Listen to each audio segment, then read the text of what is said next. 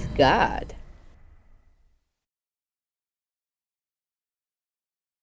Oh my god, guys, welcome back to today's video in which we're going to be making parallel lines. So we're going to be given a set of lines and we're going to be asked the question, what has to be the angle of these two between these two lines in order for them to be parallel? So we're going to be seeing some steps in order to prove these lines or to make these lines parallel. So the first step is that we're going to identify the angle pair in question. And we're going to imagine as if that angle pair was actually, if those lines were parallel. When we do that, we are going to assign the value for which the angle pair makes the line parallel. And if we have an equation and we have to solve it, then we proceed to do so, right? So now in this case, we are asked the following question. So for what value of x is f and g parallel?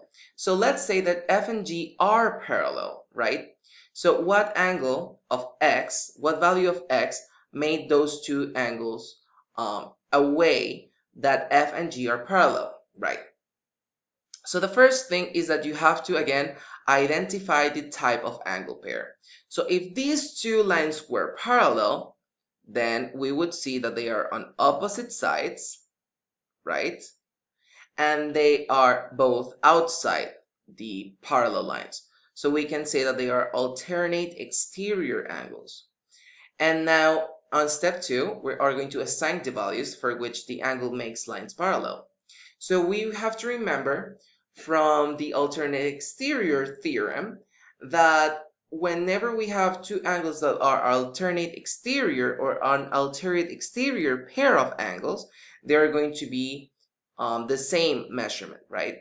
So in this case, we would see that the measurement of angle, let's call it A, and angle B. The measurement of angle A would be equal to the measurement of angle B. Because of that, we would know that 10x plus 5 is equal to 12x minus 9, right?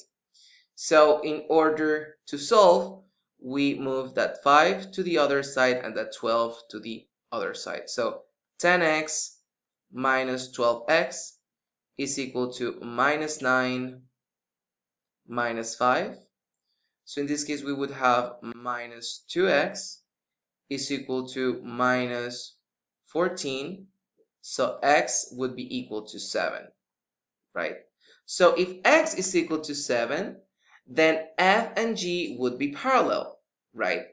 Because in that case, we would have that angle A and B would form an angle of, and let's find it real quick, 10 times 7 plus 5. So that would mean the angle is of 75 degrees. And which theorem would prove that A and B are parallel? That lines F and G are parallel? Well, normally we would say that A and B are congruent because of the alternate exterior theorem. But since now we're using that theorem to prove that they are parallel, we're using the converse. So we're using the converse alternate exterior angle pair theorem, right? So that's very, very important. Whenever we're using the angles to prove that they are parallel, we're using the converse alternate exterior angle pair theorem. When we're given that those two angles are parallel, then we're using the alternate exterior pair theorem, right? That is what we usually use conditionals before this topic so that we can understand what the converse means, right? So that is pretty much it for today, guys. So see you guys in the next one. Bye. Check out these other videos to improve your math skills, and make sure you click that subscribe button to make the community grow. Follow ohmathgad in its social media accounts, drop a like, a comment below, and see you on the next one. Bye!